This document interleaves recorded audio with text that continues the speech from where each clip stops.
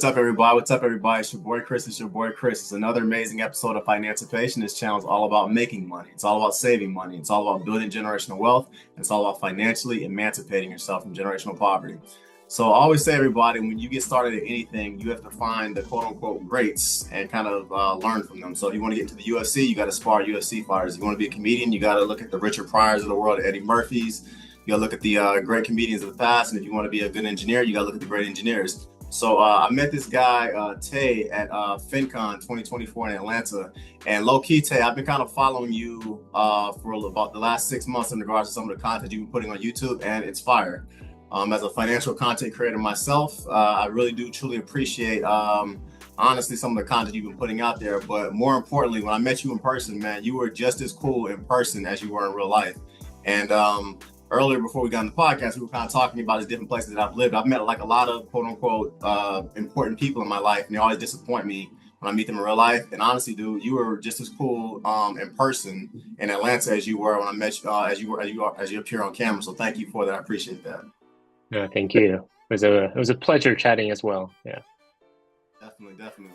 All right, Tae. So this is going to be a two-way conversation. I have the utmost respect for your channel, the Financial Tortoise, and I think it's going to be a very good conversation. So I guess the first thing I'd like to ask you is this, Tae. Introduce yourself to my audience, and who are you, I guess? Yeah. So my name is Tae, as Chris mentioned. So I run a YouTube channel called Financial Tortoise. The mantra is kind of inspiration. The name is inspiration, inspired by tortoise in the hare. You know, slow and steady wins the race. So a lot of the content I create regarding money is just the slow and steady path to wealth. Because a lot of my money story kind of originates from, I grew up in an immigrant family. My family's originally from Korea. And, you know, my parents, they worked hard when I was growing up just to help my sister and I, you know, find a place here in the United States. But they didn't know much about financial literacy or education. So they worked hard, told us to study hard, go to college, and you should be good after that. But I didn't really have a good financial base. So I made a lot of just basic personal finance mistakes throughout my 20s. I think trying to overcompensate for the lack thereof when I was young. And I realized, you know, through a lot of trial and error that there is a proven path to wealth. It's not sexy, it's not fast, it's slow, it requires patience, but there is a path to wealth. So that's how I came about building the channel, the mantra regarding just how to build wealth. And a lot of the stuff I talk about are just very basic stuff on, you know, living below our means, understanding different investment options out there like index funds, stuff like that. So I really appreciate, you know, people coming and watching a middle-aged man talking about index funds on YouTube channel. So yeah, I'm very thankful that I'm able to, you know, even today be able to do this full time. Nice. Yeah, Tae always says on this channel, he has the best hair out of all the financial content creators on YouTube. That is one thing that, you know, I'm not confident in a lot of things, but as a 43-year-old man, I feel very confident on my hair. Now, honestly, Tae, I'm going to say that again, man. Seriously, I've met professional basketball players and professional UFC fighters. I mean, I won't say one UFC fighter. I tried to get the guy's autograph. He literally tried to fight me in the airport. So I like meeting you, man, because you were legit how you are in real life, how you appear on camera. And as a guy who's met a couple of different celebrities, whether they're athletes or politicians or whatever, you're exactly who you claim to be. And I appreciate that. Thank you. I also like the fact that I come from an engineering background. I believe you come from a finance background. I've always, maybe just because I understand just inherently the power of compound interest, the fact that you had a channel called the Financial Tortoise immediately kind of drew me to some of your content, because I'm sick and tired of seeing these financial content creators who push this get rich quick crap. And you don't do that. And when I first, I was always a guy in my family who people were asking about financial questions. I always told them, don't come to me if you want get rich quick. I'm going to tell you how to build wealth slowly over time. And I think it's one of the things that kind of drew me to your channel, because you kind of, me and you are cut from the same cloth. You kind of push the same thing I do, which is basically cutting your debts, making as much money as possible, and investing into total stock market index funds, and doing that consistently over decades. I think it's a message that a lot more of us need to hear. Let's keep it moving, Tae. You very clearly run a financial channel. I very clearly run a financial channel. I'm curious, What was your first memory of money, whether it was good or bad? And then I'll answer the question as well. Your first memory of money. Yeah, so I guess throughout my childhood, there wasn't a lot of good memories about money. So, like I mentioned earlier, my family, we immigrated from South Korea to the United States when I was about 9 years old, and my parents unfortunately made some, bad financial decisions. So we went through bankruptcy a couple of times. So I remember one of the first vivid memories we have is actually of money and how it could impact our well-being and livelihood was actually being evicted from our home when I was about 10 years old. Yeah, so this was like our first home that we had in the States. And then it wasn't like a bad, someone came and like knocked, tried to take us out. I think the guy from the bank was also surprised that, like I think it was just me and my sister at home, and he was surprised that we were there, and he was like, oh, he was actually apologetic about it, and I didn't think I knew what it was at the time. It was only years later I was like, oh, that guy was from the bank. He was here to like check out the house because it was foreclosed on. Right. So I mean, I could talk about it now, with less emotions, but I think those were the times when I think back to why I think I was, I thought a lot about money was because I experienced a lot of insecurity with money growing up. So then I think I really wanted to like find security with money. And I did, again, I mentioned earlier, I went through so many different pathways, a lot of them wrong. And just one of the big misconception was like, oh, if I make more money, I can become rich, I can become wealthy, with completely forgetting the other side of the formula, which is the spending side. Like that. If I make $500,000, doesn't matter if I spend $600,000, I'm broke. So yeah, so it was that was to your question. I think one of the kind of first vivid memories I have of when I was a child about money was like, oh man, like it could completely disrupt, our lives. And that is, I think, something that I try to remind myself every day where if I get tempted to like, hey, try to take the shortcut, it's like the repercussion of that risk could have a ripple effect upon my family, and I don't want that. Absolutely, absolutely. But I always say this is a two-way street. Just like I'm interviewing you, you're interviewing me as well for the Financial Tortoise. So this is definitely a collab. So Yeah, yeah, yeah. I would say my first memory of money. Growing up, my grandparents had a pretty nice house. On one side of the house, we could play football and basketball. On the other side, they had so much yard space, it would take us about 3 hours to cut the yard. So you could play like football, basketball, Pop Warner on literally the front, the back, the side, the left Mm, of the house. They had a nice wraparound parking lot. I'm sorry, parking driveway for all the cars. And as a little kid, it just always seemed like Nana and Grandpa had money. But as I got older, I just kind of started seeing how much poorer and poorer and poorer they started to become. And mm, what I realized is that what happened was they basically had to take care of grown adults, which were my aunt and my uncles. So as a result, I just saw their lifestyle just kind of plummet a lot as far as from a financial standpoint, to the point where when my grandmother died, they just didn't have a lot. She just didn't have a lot of money, and all the hard work mm, my father spent 70 years working for. My grandmother unfortunately died to some extent in poverty because when my father wanted her to come in and move with him, she didn't want to do that because she still had to take care of her grown adults with her aunt and her uncle. So that was one of my first memories of money. And secondly, just kind of growing up, I got in a lot of fights with people laughing about my clothes and shoes and stuff like that. So mm.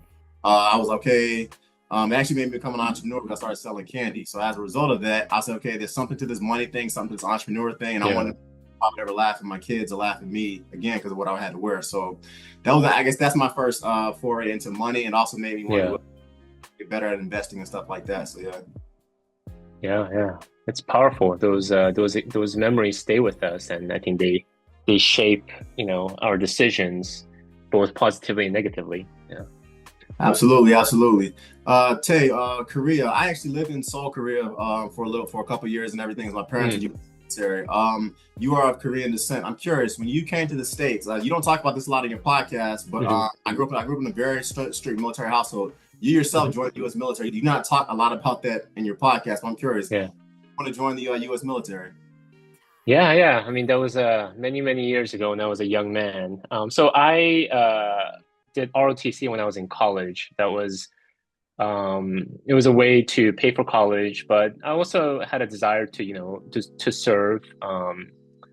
And yeah, so I joined right after I commissioned into the Army right after college, and then I served 6 years active duty.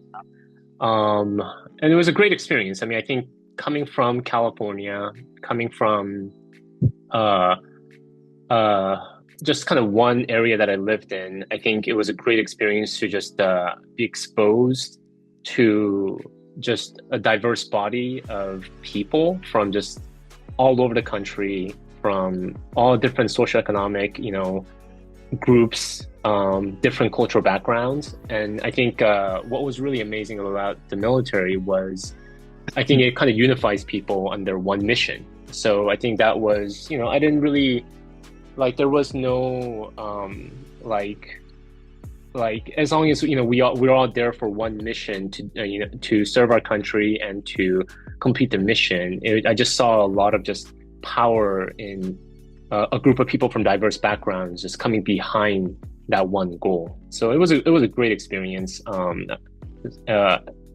Uh, I did 6 years full-time active duty, so I didn't spend the rest of my career there, and then I decided to go to business school after that, so I could transition to the civilian world. But yeah, I look back to just it was a very fond memory. It shaped who I was in my 20s. I think a lot of just a mindset and just how I view adding value. I think a lot of it stems from my time in the military. Nice, nice, nice, nice. What are three, I would say, key lessons, or what are the three most important things that you picked up from being in the military? And thank you for your service, by the way. Oh, thank you. Yeah. Yeah.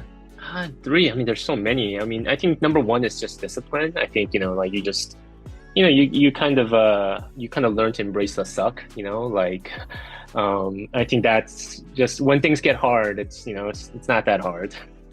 Um, Later on, I think like when I was in my corporate career, like I get to work in an office, an air conditioned office. I mean, like that's, it doesn't get any better than that.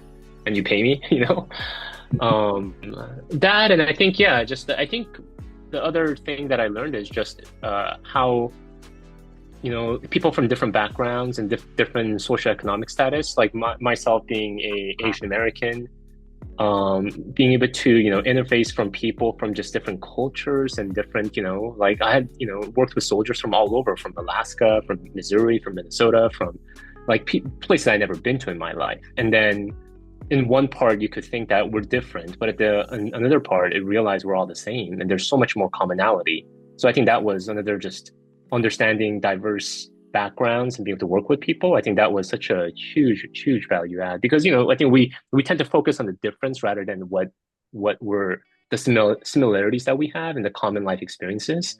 So I think that was a real positive benefit. And yeah, I think just grit, just yeah, again, like going back to the whole discipline, like it's never that bad. Yeah, if you have food in your stomach and you get a nice bed to sleep in, and if on a good day you have air conditioning, I mean, life is great. Yeah, yeah. I'm gonna say, being a military kid and growing up, see my parents get up every morning at 4 o'clock, or get up at 4 o'clock in the morning to work Yeah. out. My dad being in his 50s and still be able to do like 70 push-ups if he had to. That kind of stuff. Like just kind of, Yeah. you say, living on different military bases, sometimes being the only black kid in a room full of Hispanic people, the only black Yeah. kid, Yeah. stuff like that.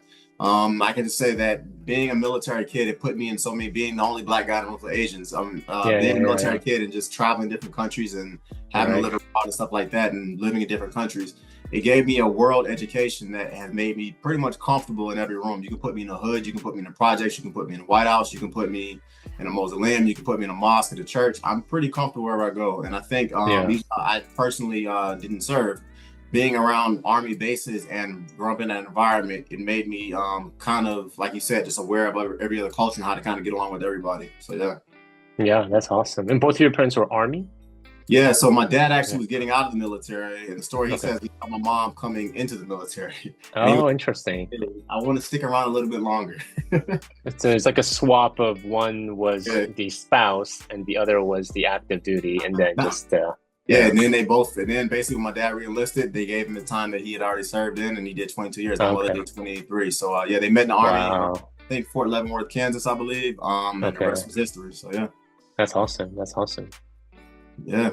So it definitely gives you a greater appreciation, like you said. You appreciate the nice things. You appreciate how working hard. You appreciate being disciplined. And I think growing up in the military, I also just learned to just not make excuses about life. Just kind of say, Right.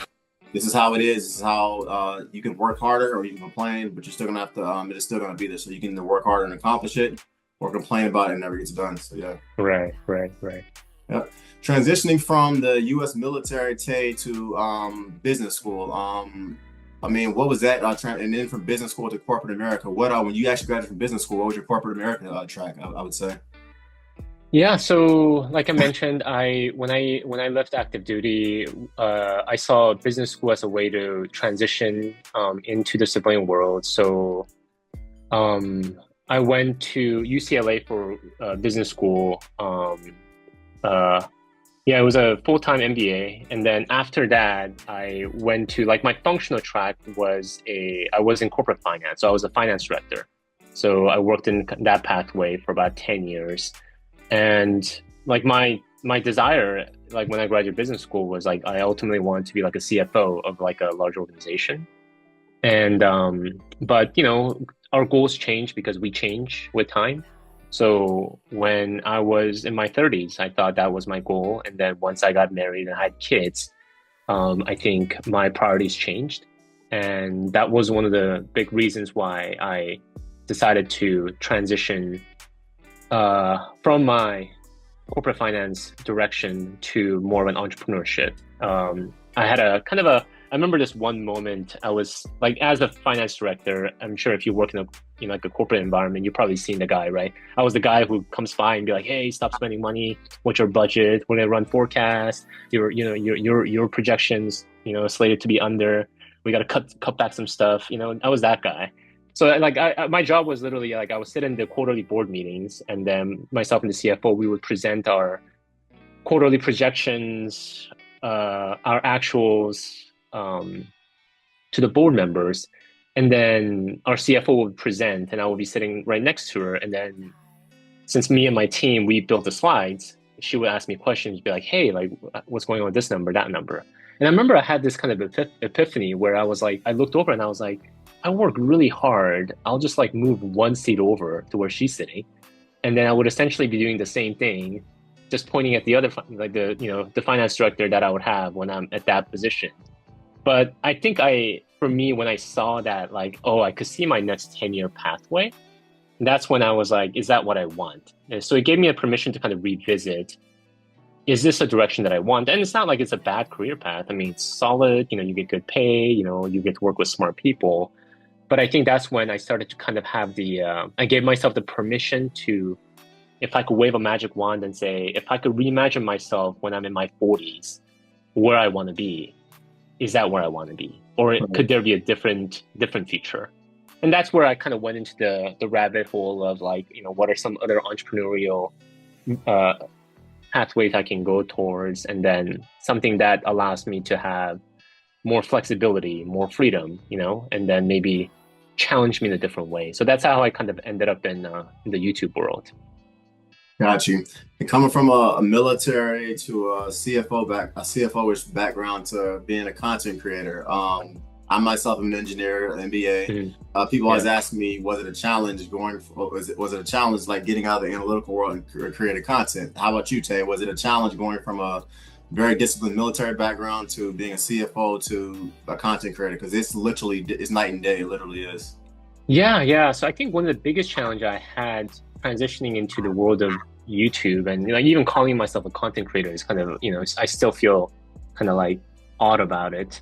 It kind of, you have to tap into more of your creative side. And me, like, like I mentioned before, like my job was so regimented. Like, I run the annual quarterly forecast. Like that was my job, like in the company. So then like I would meet with our, department heads, and then we would run the numbers, run the projections, and then like at this day, at this time, like these are the spreadsheets that I'm working on.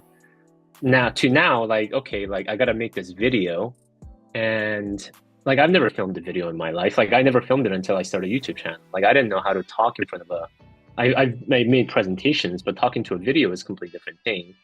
How to think about like even basic stuff like aperture or like what lens to use, the lighting, like script, all of that stuff was so new to me. And part of it was challenging, but at the same time, I think part of it was just for me, like I really enjoy the process of just growing and stretching in a new arena. But like when people talk about how your brain's like divided into the left and the right side, I forgot which side is the creative one. But like that side, like I realized I never tapped into. So like I had to like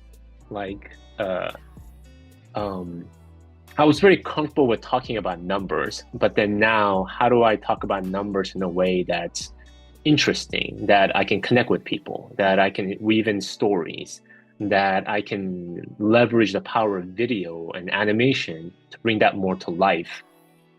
So that required me to like learn from other creators that were not finance people, that were like, like I watched like Peter McKinnon, like Casey Neistat, and like how are they?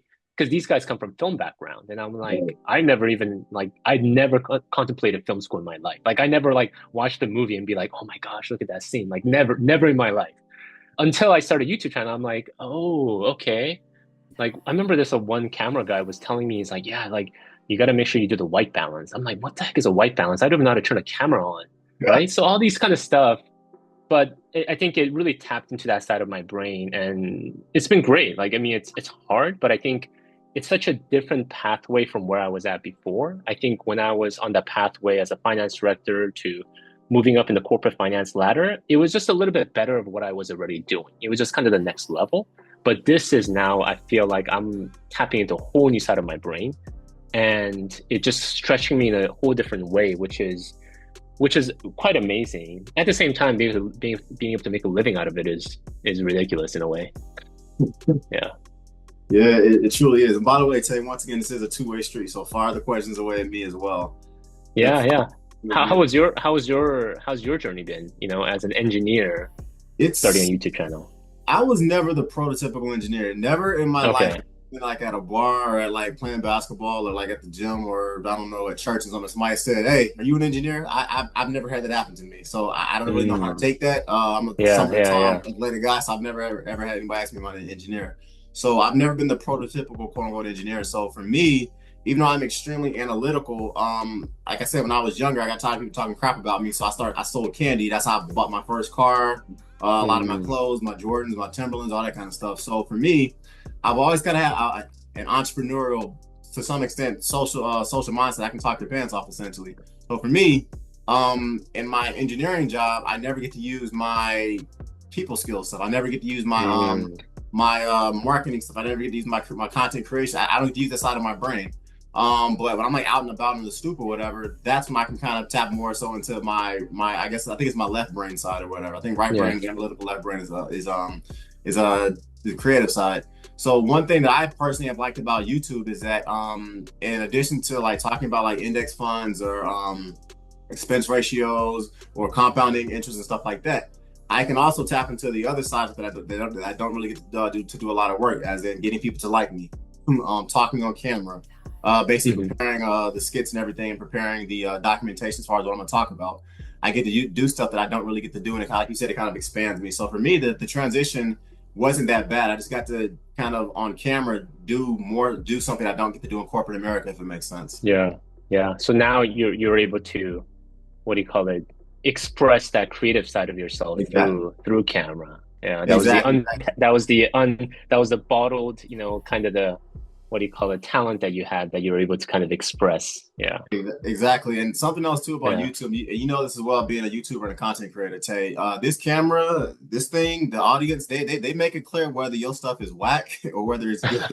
I mean, I'm Right, just right, being right. Yeah, yeah. honest. Yeah, So yeah, like yeah, if yeah, you yeah. don't if it's a very unforgiving world in that you can put your Yeah. you can basically show up not be prepared and just kind of have put out trash content, and the market at some point would decide. And then you can Yeah. also put out extremely good content, but because you're kind of new to it and you're not really you don't have a large audience, you can say, man, my video is way better than such and such's video and they got 1 million views, I Yeah. got five Yeah. views. So Yeah. I Yeah. find like you always talk about in your channel that you have to be consistently put out good content. And that's Yeah. something that I Yeah. try to do with Financipation. I know something that you definitely do with Financial Tortoise and everything. So that's kind of how I would answer that question. It's just been just another layer by my brain and my mind. I can use to kind of to put myself out here, if you will. So yeah. Yeah, that's awesome. Yep. Truly, truly. Tay, you were in the military, combat. Did you ever see combat in anything? Because you would have been, I'm doing the math in my head, you would have been in doing Operation Enduring Freedom and all of that. Yeah, thankfully I didn't see combat. So my role in the military, I was a intelligence officer, and then I worked in I think they changed the name now. It's Air and Missile Defense Unit. So I was at the Patriot unit. So most of my time was spent, I guess closest to combat was actually in Korea, maybe near the DMZ, or when we were at an air base monitoring North Korea when they were testing their missiles. But thankfully, yeah, I didn't have to be in combat, and I'm very, respect, all my fellow service members who, who had to face combat. So, but yeah. I know you talk about the discipline the military helped you as a content creator. How did being, I mean, well, so as far as some of the ways of being in the military with doing the content creation, are they like Yeah. completely different, or is it kind of? I'm assuming there are some parallels. What are they? Yeah, I mean, again, I think the discipline. So with content creation, kind of like you mentioned earlier, I think it's showing up consistently, um, putting in the reps, I think is a important process for um, improving your craft as a content creator. Yeah. So, it's kind of like, in the military, as you would know, like, your parents and watching your parents and yourself too, like every day, regardless of how you feel, you show up, you do the job. So I think you almost have to put in the same level of discipline and rigor in creating content, even though, some people say, oh, it's like a creative endeavor. If you don't put discipline around the creative endeavor, that just becomes a hobby. You're not, like, so then you like having deadlines, and then to your point, having an audience and a deadline. Those are, very important component to, I think, not only you, it's an important component to you really improving your craft. And then more you can do it, it's an iterative process in which you can produce better and better content with people. And then you're creating a positive relationship with people out there because you're showing up on a regular basis and your craft is getting better and better every single time. So yeah, I mean, I would say, again, I mean, I'm so thankful for my time in the military. It just taught me the importance of just showing up. If you show up, that's half the battle. Absolutely. And yeah, I think you just have to consistently. And same thing, yeah, with in the content creation world. I mean, there's so many, right, that people start with excitement. And that's with anything, right? Initially, is the first couple of times it's exciting. You do it for 20, 30 times, it starts to become, you feel like this is like work. But thing is, it is work, it is, and I think like you find passion in it once you start becoming really good at it. In order to become good at it, you gotta go through the rigor of the timeline and being ruthless about I think your own standards of pushing that standards to next level. And for me, like that was kind of the mantra that I took. Like I knew in my first video, I mean, at the time, I think it was interesting because like you push yourself to the limit of your capacity, right? For every single video. And you're like, at one point, I'm like, this is the best video ever. Everyone's going to watch it. You post it, you get like 4 views, and 3 of them were mine because I kept clicking on it. Yep. And then you're like, well, and then you're like, okay, let me try it again. And then you push it up to the next level. Maybe I can improve a little bit more on the sound, or maybe I can improve it a little bit more on the animation. Maybe I can improve a little bit more on my research. And you keep doing that over and over again. And eventually you look back at your old videos that you thought were so good at the time. Like I look at it now, I feel like I'm going to throw up. I'm like, oh my gosh, like I'm embarrassed that this is still on the internet, but then I'm not going to take it down because it gives me a record of my progress. Absolutely. Of my craft, how I've gotten better. So yeah, I mean, I think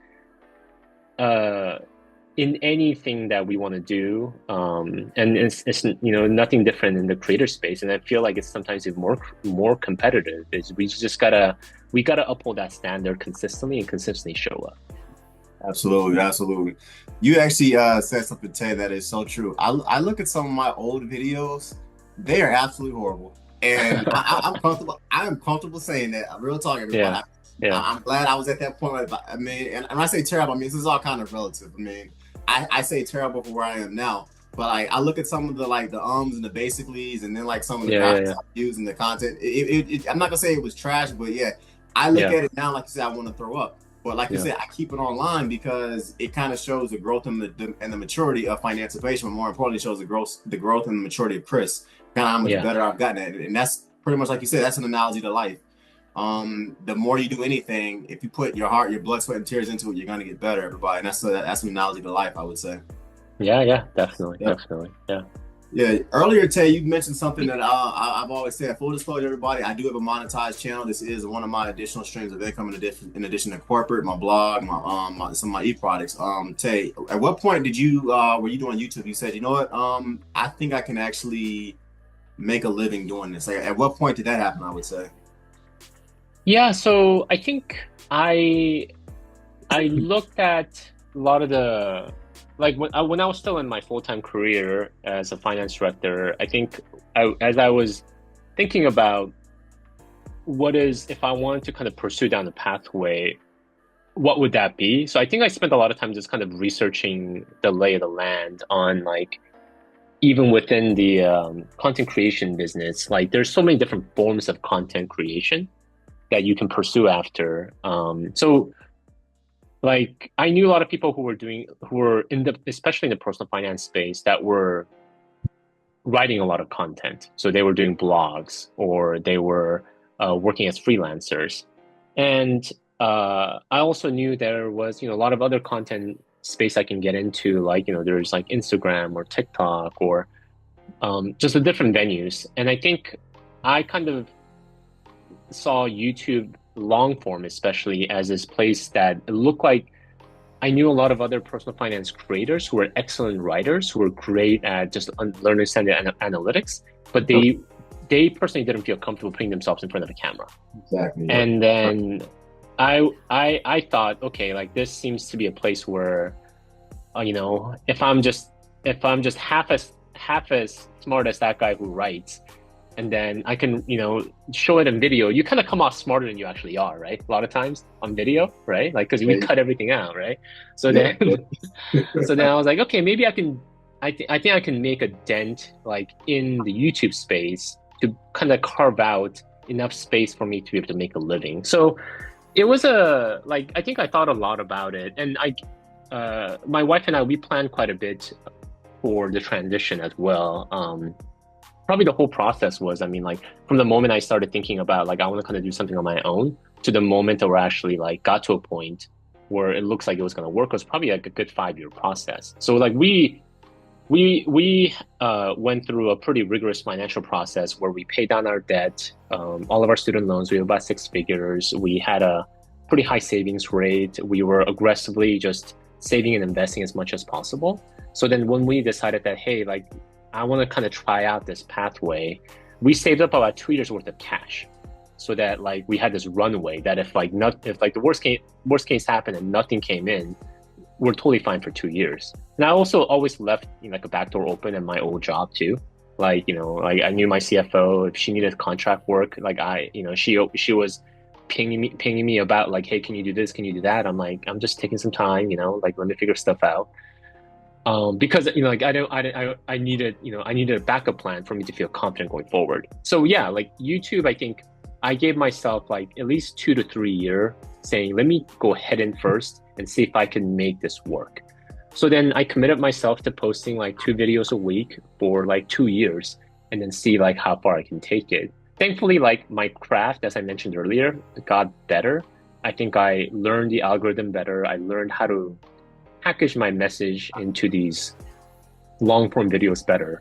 And then I started to see some traction within about 2 years. That's when like the income started to be enough to, replace our full-time income. So from previously. Yeah. But yeah, it was good, like I would say like a good 3 to 5 year journey to make this pivot.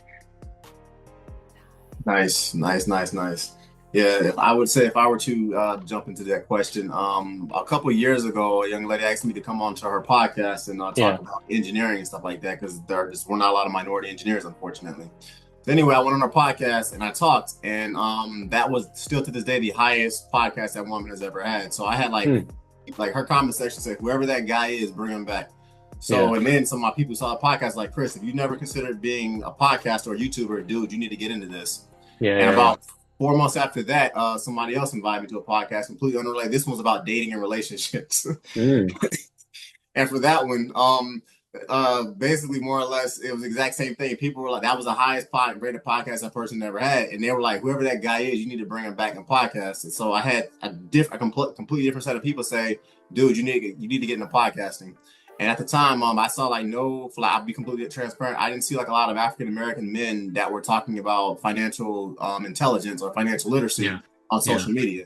And being a guy that spent $125,000, unfortunately, for my MBA, I was just Hmm. like, okay, there's something to this. If you have a culture of people that have $2 trillion every year, but we're not investing it correctly, and I look like the demographic that needs to start investing more of our money, I need to basically start pushing this on social media. So I basically started Financipation. Hmm. I would say like the YouTube portion of that, roughly 2.5 years ago. And like you said, Tay, I was just like, okay, cool. I work full time. I work 80 hours a week as a senior mechanical engineer for the respective company that I work for. I don't have a lot of time, but I think I can put out one quality video a week, and that's what Hmm. I've done like the last 2 years. And thank God my channel is monetized as an additional stream of income.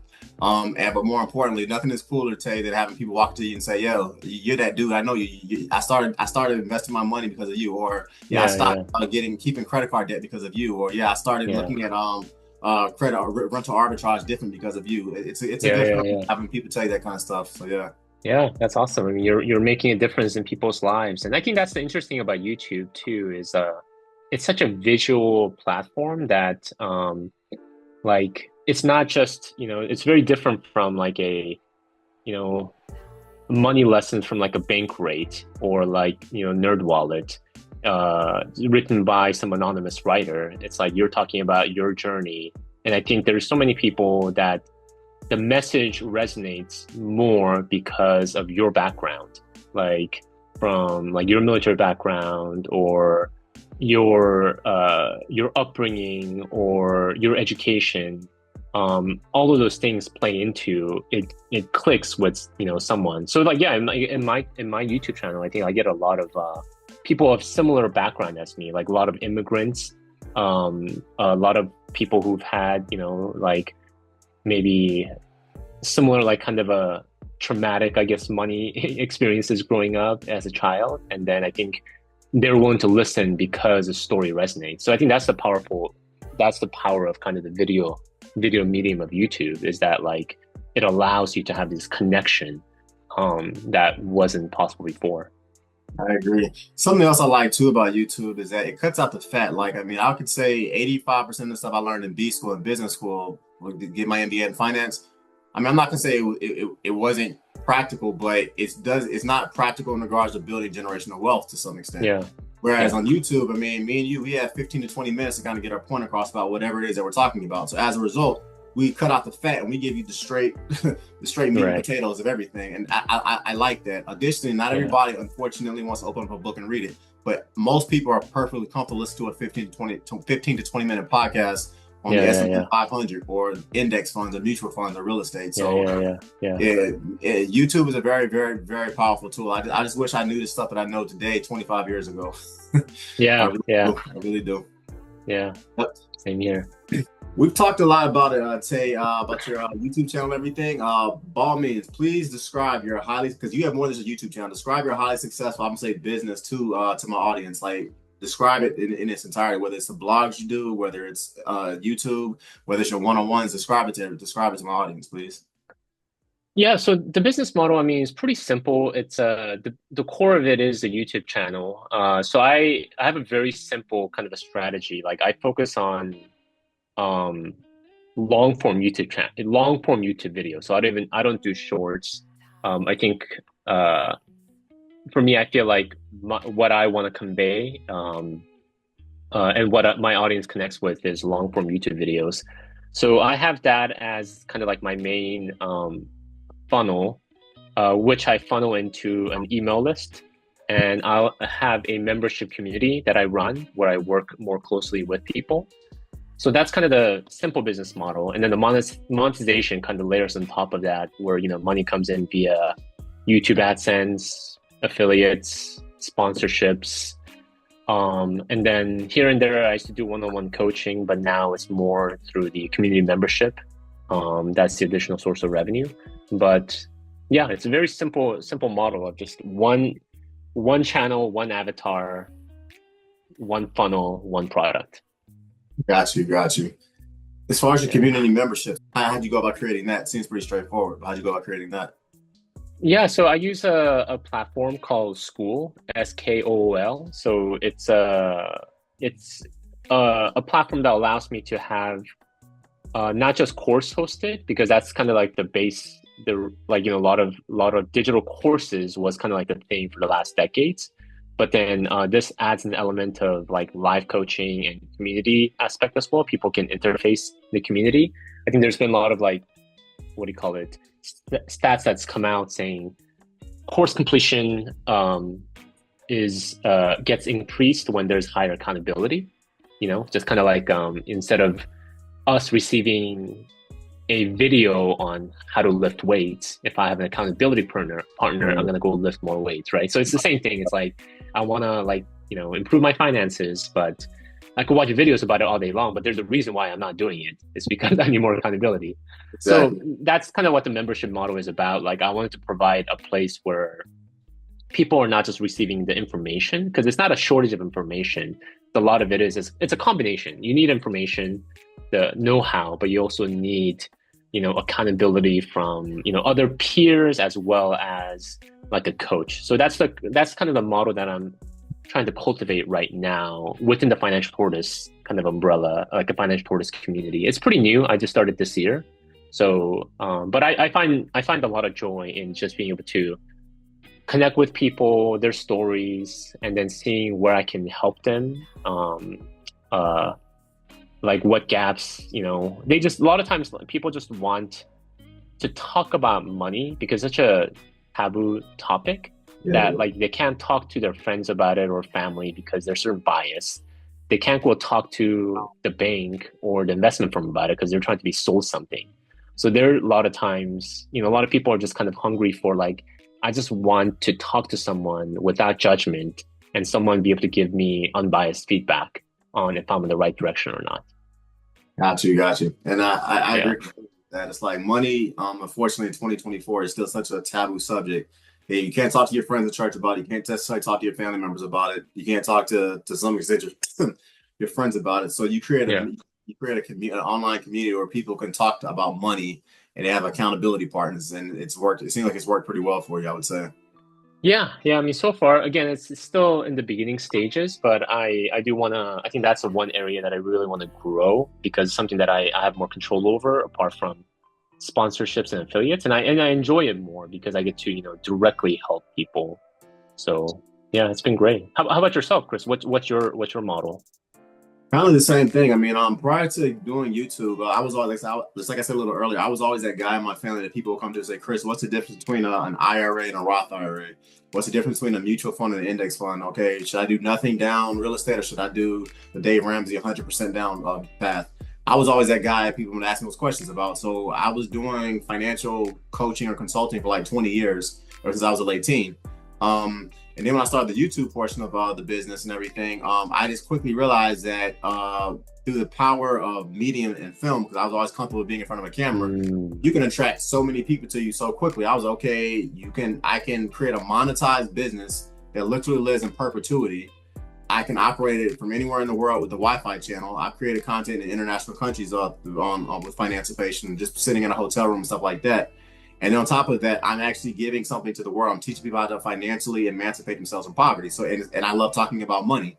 So my model has always been literally put out quality content and then get people more or less to kind of funnel to me. And then from there, I sell them e-products. And then from there, obviously get the revenue through AdSense.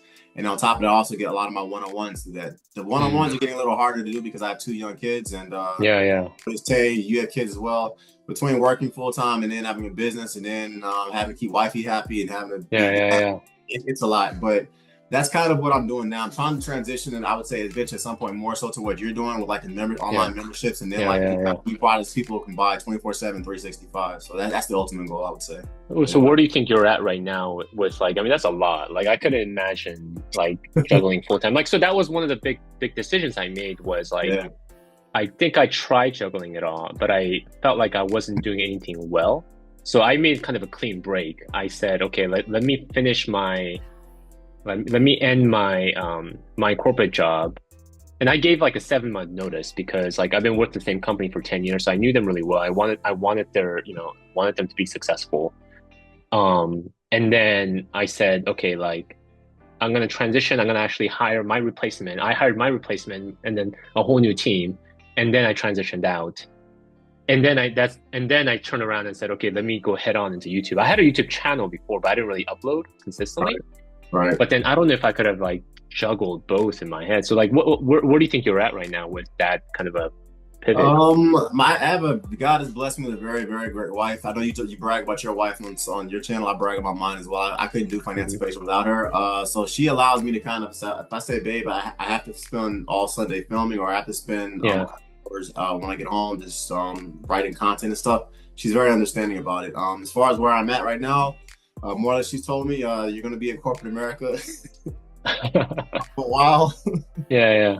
Continue to try to put out quality content, but she's very understanding with it though. Like she sees the revenue we're getting through it. She sees the AdSense, and I'm more trying to see this kind of how the channel is growing. So I mean, it's like anything you said earlier, Tay, about your time in the military. Embrace the suck. It does kind of sometimes suck, but at the end of the day, it's worth it. I think entrepreneurship is something that every American period, especially those in corporate America, should push. So this is that I'm pushing, and I plan to give it to my kids. So for now, I will continue to do Financipation, and I'll be a full-time senior mechanical engineer for now. So yeah, that's awesome.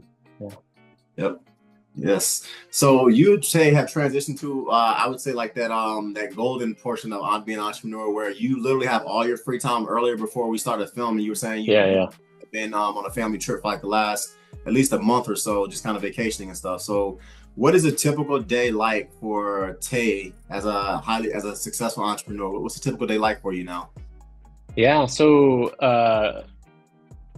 my wife and I, it's been one of our kind of bucket lists since we got married. We wanted to do this like world travel, world schooling when the kids were at a certain age. So my kids are 8 and 11. So they're at that stage where they're out of the diapers, but then they're not like in teens yet where they're too cool to hang out with us.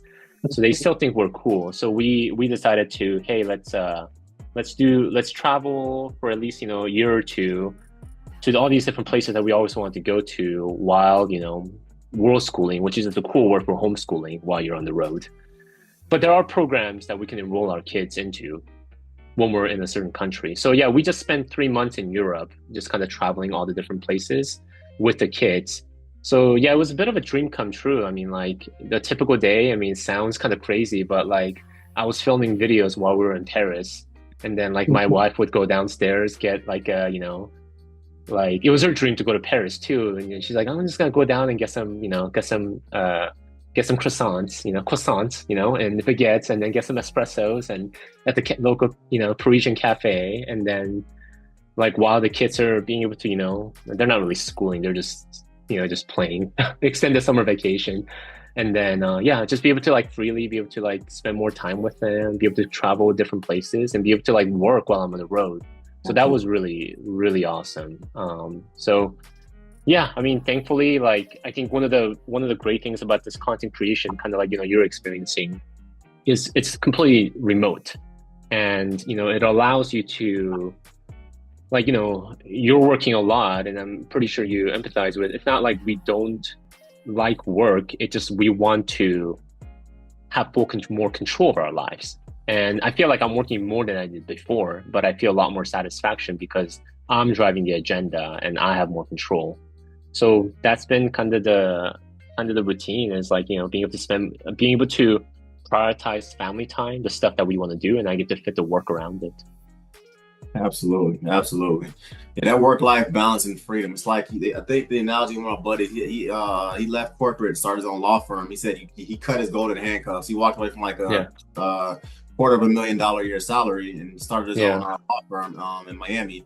And he says, Chris, I work more hours now than I ever did, but it's a certain level of freedom when you own your own. And I consider content creation, Financipation, in your case, Financial Tortoise, is literally something that I own, it's something that you own. And as a result, you don't mind working 60 hours a week or 70 hours, 80 hours too, because it's for you and for your family. So yeah. Right. Yeah.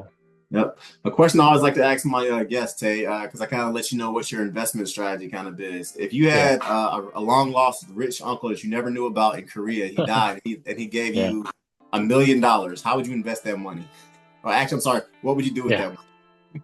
I mean, I think I would invest a good chunk of it, probably just to top off all of our retirement accounts this is a very nerdy answer, but to maximize all the tax deductions I can get.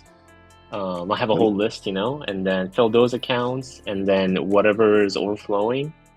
Thankfully, we don't have any debt except a mortgage. And it's pretty low interest rate, so I don't know if I would pay that back. Maybe I would invest a little bit more into the business. I mean, upgrade the camera to something that I always wanted, and then the rest, I think I would, we would invest into the market. I mean, I would give my wife first dibs on like whatever she wants, like that she's always kind of wanted. But both of us are, I think it's interesting, like after having gone through the journey of, being super frugal, when we're paying down our debt, it's kind of hard to let that habit go, so yeah, both of us know, even though we're gonna go like buck crazy, we're like, that means we spend like $200, yeah.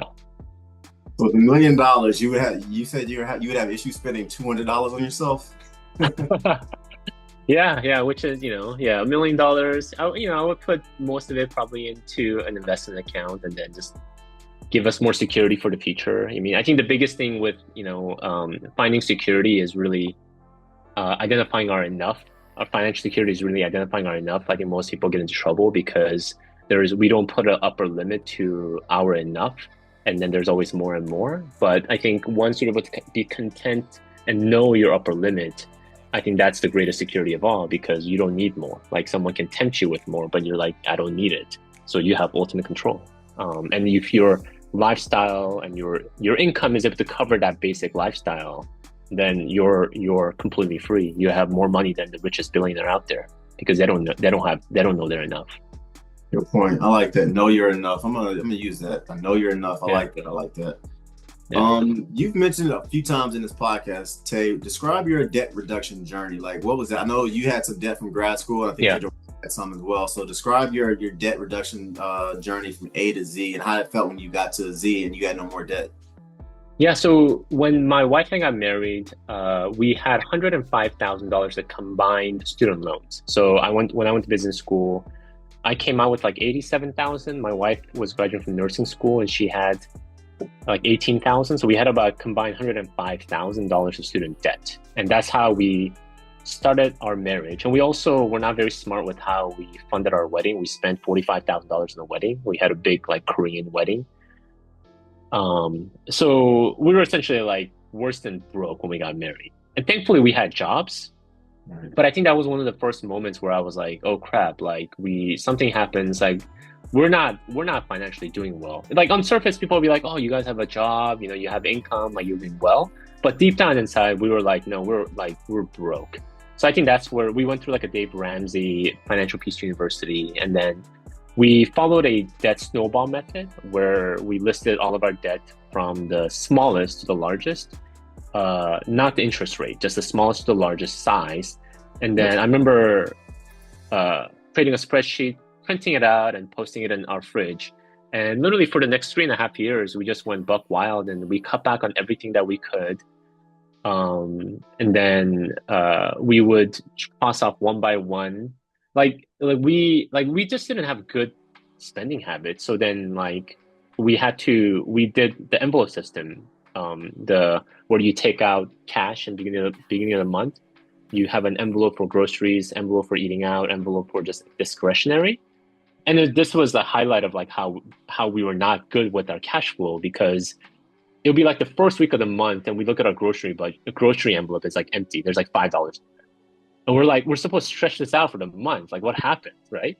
But then that was indicative of the fact that we weren't monitoring our spending. So it forced us to be like, all right, we only got $10. Like, let's see what's in the fridge. Like, this is forcing us, because us like swiping on the credit card, just at that time, we just didn't have good financial habits. So I think the debt pay down itself was like a blessing and a curse, because it was painful, but it instilled us just to be like, watch every single penny.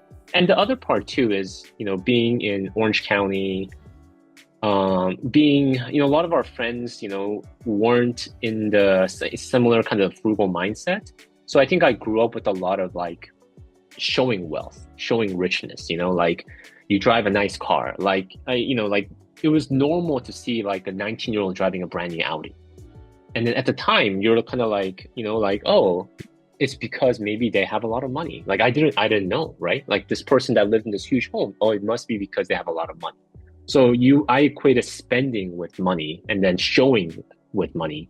And for me to go the other way, like after I got my MBA, saying, I'm going to continue to drive, our beat up Civic. I'm going to pack lunch to work. I'm not going to upgrade clothes. We're not going to go on that vacation. Like it was hard because we were going up against the grain. But I was like, I did all of that in my 20s and look where it got me. I'm in 6-figure debt and I'm broke, right?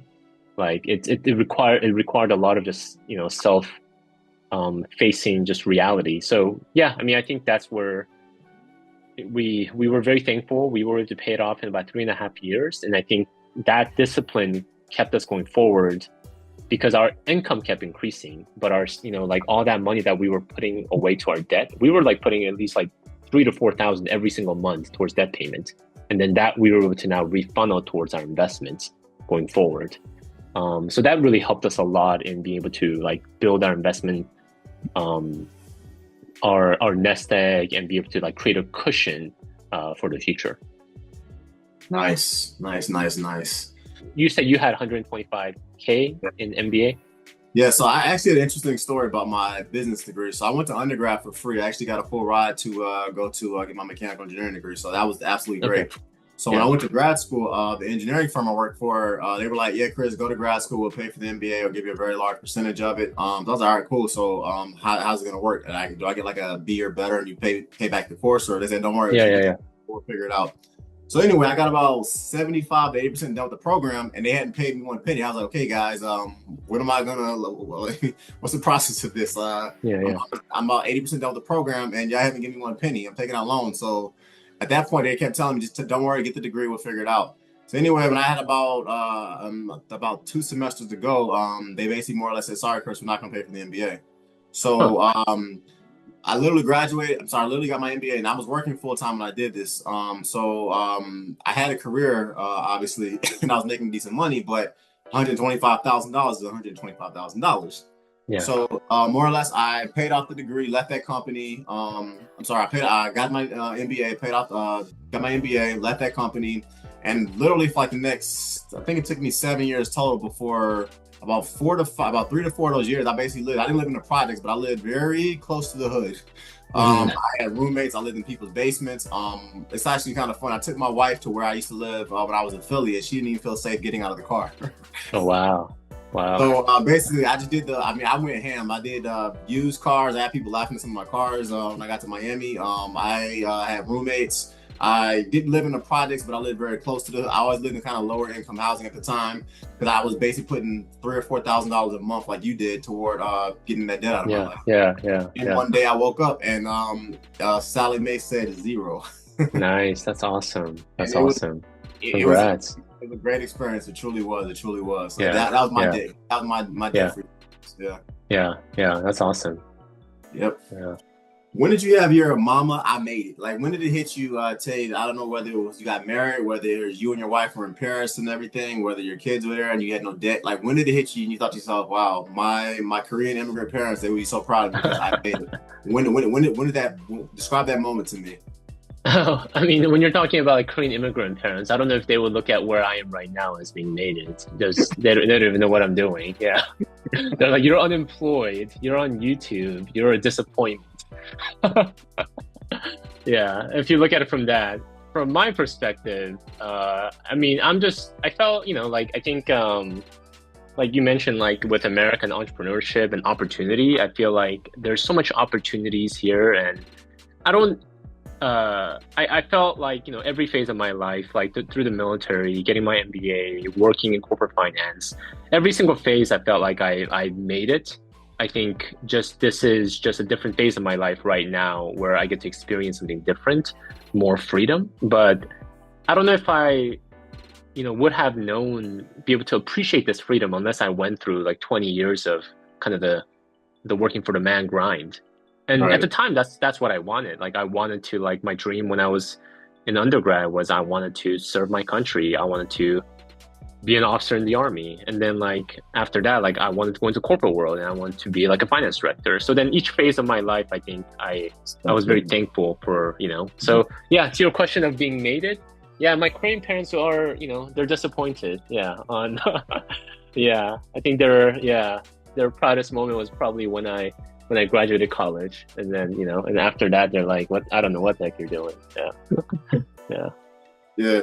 Let me switch it up a little bit, Tay. You kind of had some interesting experience in life from the military to corporate stuff like that. Have you ever experienced any form of like, I don't know, racism along the way in your journey? And if so, can you describe that story? And if you have, Yeah. what advice would you give my listeners as far as kind of getting around it? I most certainly have in my career. I'll say it. I'll just be full disclosure about that.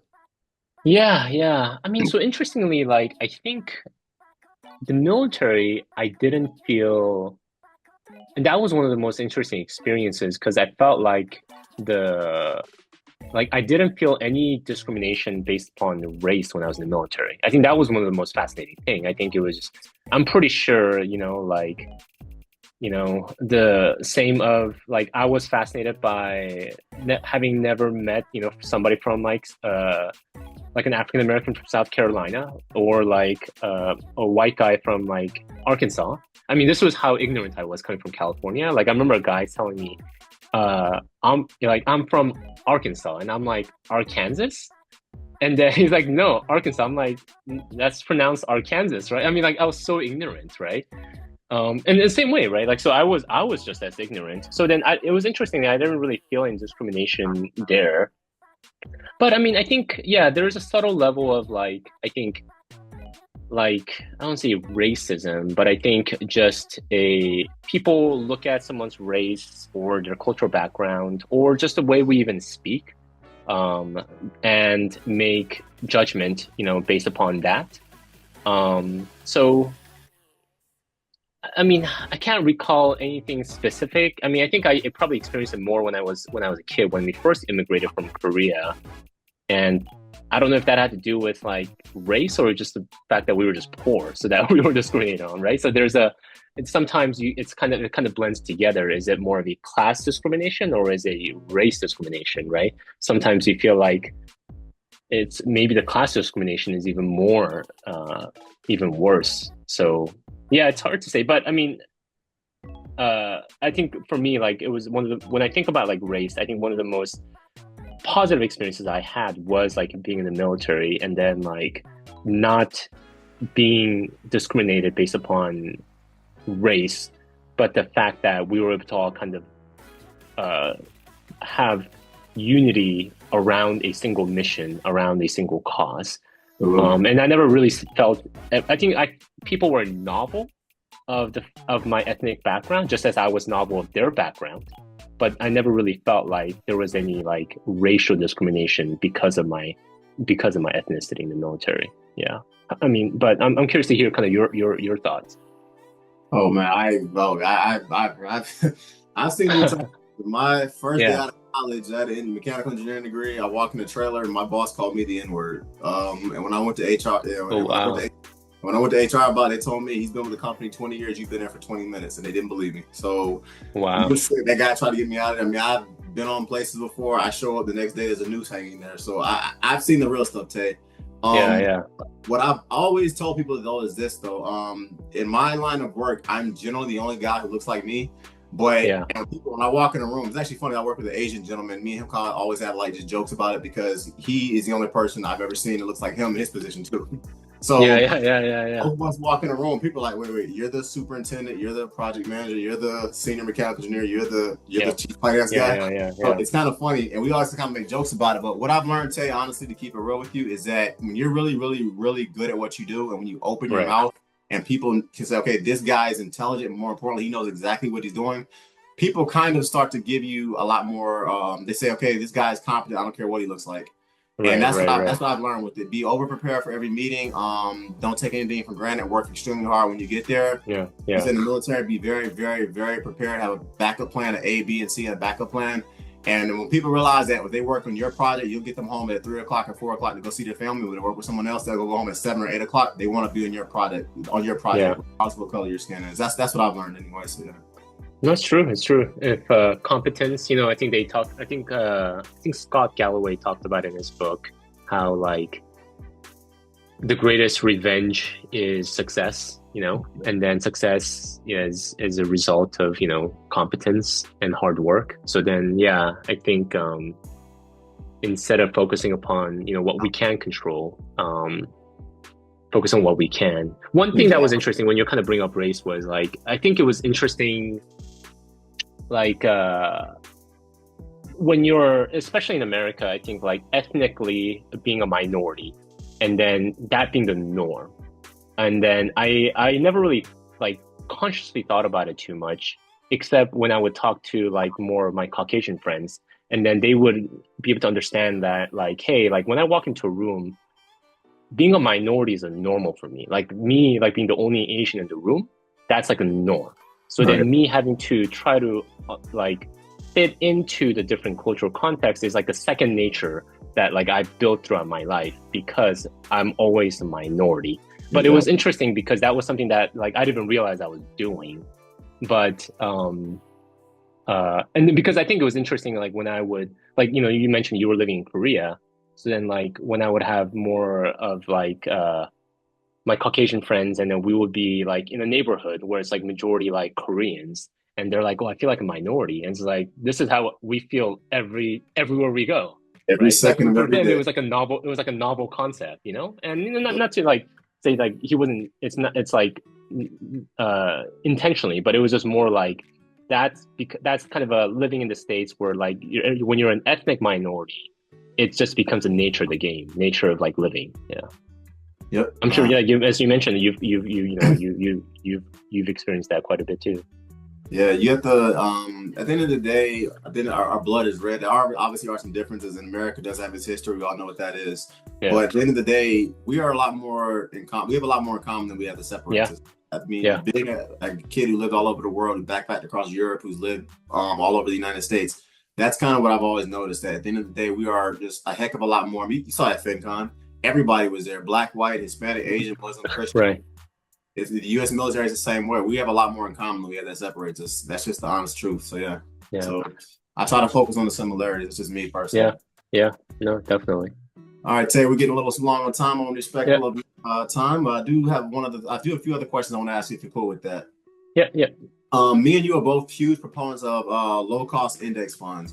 Why do you like index funds so much? I mean, what are your reasons behind? I know I love them. What are your reasons behind why you like index funds so much? Yeah, I mean, just simplicity. I think, especially very broad market index funds that represents the whole market, I think is one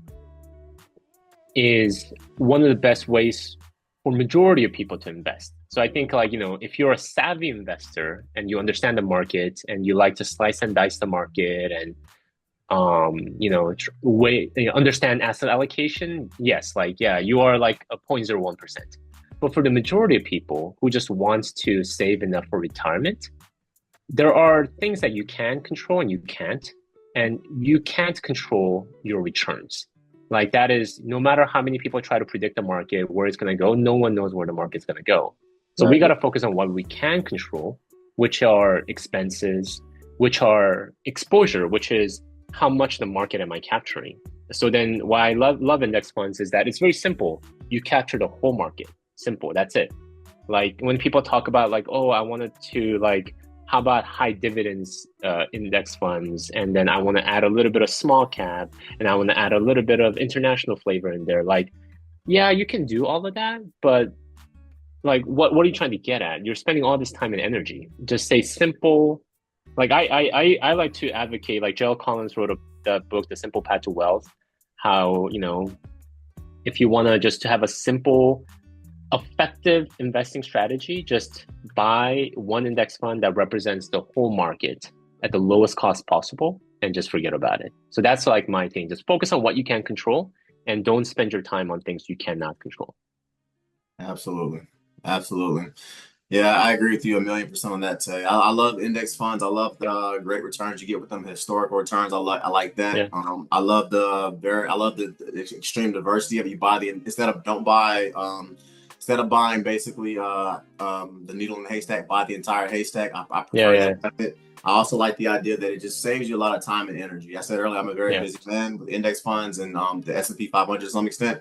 You basically buy a lot of stocks and you can go Yeah. kind of go about your day, go play with your kids and go focus on your career and your business. So Yeah. Yeah. Yeah. that's something that really drew me to your channel because I was like, hey, this guy, he gets it about when it comes to stocks and everything, what's the preferred method and the optimal solution in regards to investing into them. So yeah, Yeah. definitely. Yeah.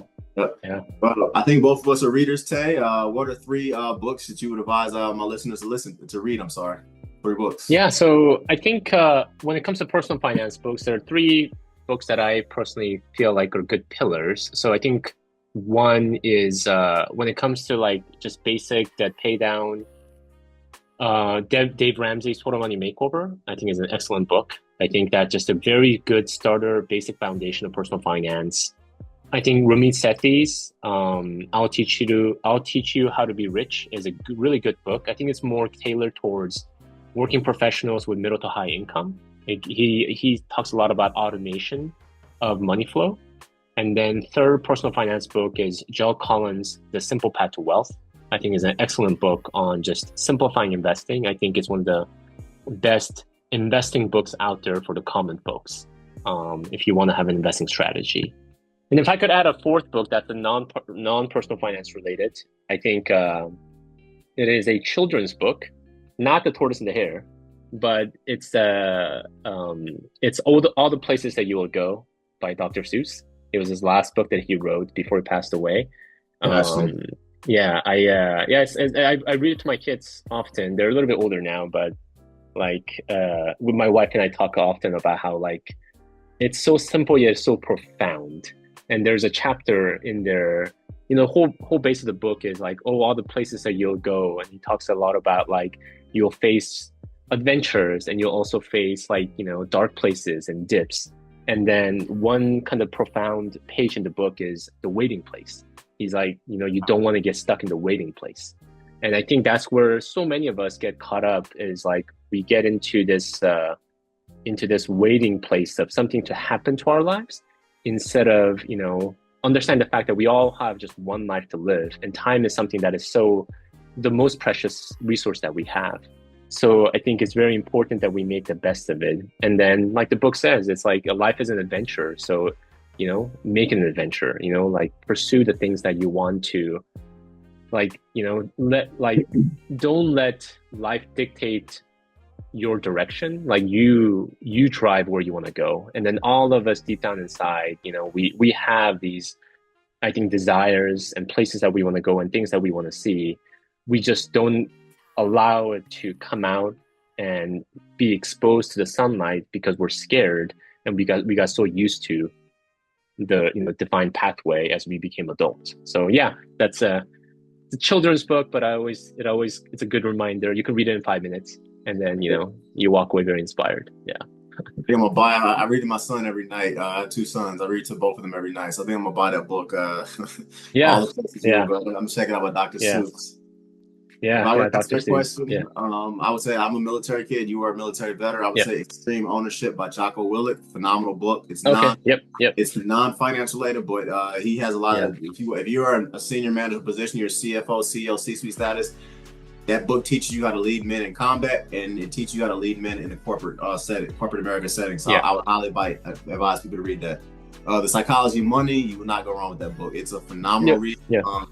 I would tell anybody, definitely check it out. It's a phenomenal read. And lastly, Yeah. I would say me and you are both index fund gurus. That's what we push. I would say the Little Book of Common Sense Investment by Jack Bogle. So Yeah. personally, Yeah. And it's a phenomenal read. It's actually not that challenging of a book. It's not that challenging of a read either. He just breaks it down. Yeah. Yeah. Low and steady wins the race. Don't buy the needle in the haystack. Buy the entire needle. I'm sorry. Buy the entire haystack. I'm sorry. So Haystack. Yeah. Yeah. buy the entire haystack. And my last question for you, Tae, because I want to be respectful of your time. You are a husband, you're a son, you're an entrepreneur, great content creator, and a phenomenal example to your community and everything. When God calls you home and your time on earth is past, what do you want your legacy to be? My hair. No, it's kidding. The greatest hair on the internet. I might say that actually. Yeah. No, I mean, I think for me, it's just a life well lived. I mean, like we're just all given one life to live. And I think we're all given talents, our own personal talents. And I think there's also, opportunities that many of us are given, especially if we're living in the States and you live in a free world, and then you have education and you have an able body and able mind. I mean, these are all gifts. And I think it's beholden for us to be able to maximize that gift to make, biggest impact on people around us. And, for me, I think if I could, be the best that I can be as a husband and as a father, I think those are the number one thing. I think that I would be content. Yeah. Absolutely. Tae, I want to say thank you for coming onto the podcast, and thank you for having me on as well. Like I said, this is a collab. Yeah. Thank you for having me, and the Financial Tortoise. And thank you, man. Like I said, when I first got to FinCon in Atlanta, I said, okay, there are two people I wanted to run across. One person, one family I knew I wouldn't meet because they live overseas. I was like, if I run into Tae Kim while I'm there, like that's the Tortoise, that would be pretty dope. And I literally come down the escalator and I see you standing in the corner just chilling, drinking a glass of water, and I was like, that's Tae. And then I was like, oh, please don't let this guy be just an arrogant douche. And when I walked in the city, you were like cool as heck, man. Seriously. And I was like, thank you. It was cool. So thank you for that, man. Thank you. I really like your channel and the knowledge that you give. So yeah. Yeah. It was pleasure meeting you too at FinCon, and I hope you enjoyed it as well. And I hope to connect more in the future. Yeah, we do. Definitely. All right, everybody, with that, this channel, Financipation, is all about making money. It's all about saving money. It's all about building generational wealth. And it's all about financially emancipating yourself from generational poverty. Please check out my website at www.therealfinancipation.com. My Instagram is @thereal_financipation. My Spotify is Financipation. And my TikTok is Financipation. And my Facebook page is Financipation as well. Tae, once again, thank you. You are an inspiration. I love how you worked yourself out of corporate America. Thank you for your service to the U.S. military. And on top of that, you drop you subtly, low key drop a lot of just gems about being a happily married father. And for my generation, that's something that I know men my age we need to hear more about, because there's a lot of, unfortunately, in the finance world, there is a undercurrent of people I see that say never get married and that kind of foolishness. And you don't push that trash in your channel. And I like the fact that you talk about your wife. It's a beautiful thing. It truly is. So yeah. Yeah. Thank you. Yep. That's it. Before I go, any questions, anything you want to ask me? No, I mean, I guess I'm excited to see kind of like your message and your channel continue to grow, and I think people are going to find a lot of value from it. So, what's your kind of like next 2025 goals for you? I would say 2025 goals: drop two more e-products, get over 10,000 subscribers, just continue to use Financipation to supplement my corporate America salary. Yeah. At some point, I'll be making over 6 figures with Financipation, and then kind of jump up from there, and just kind of continue to. As just like I say in my motto, I like to help people. I teach people how to make money, how to save money, how to invest money, how to build generational wealth, how to financially emancipate themselves from poverty. And that's what I want to do. I want to financially emancipate as many people from, I would just say, the system of debt that America unfortunately does kind of put us in. But I just want to say, no, we live in the greatest country in the world when it comes to building wealth. This is how you do it. And if I can continue to do that with Financipation, and continue to do it for my sons and for my family, for my wife, and do it for anybody who wants to listen, I mean, those are my goals for 2025. So yeah. That's awesome. Yeah. Well, I wish you the best, and I'm sure you'll achieve those goals and more. Yeah. Appreciate it. Thanks, Tae. It's been a pleasure, man. Thank you, sir. Thank you. Yeah. Thanks, Chris. Take care.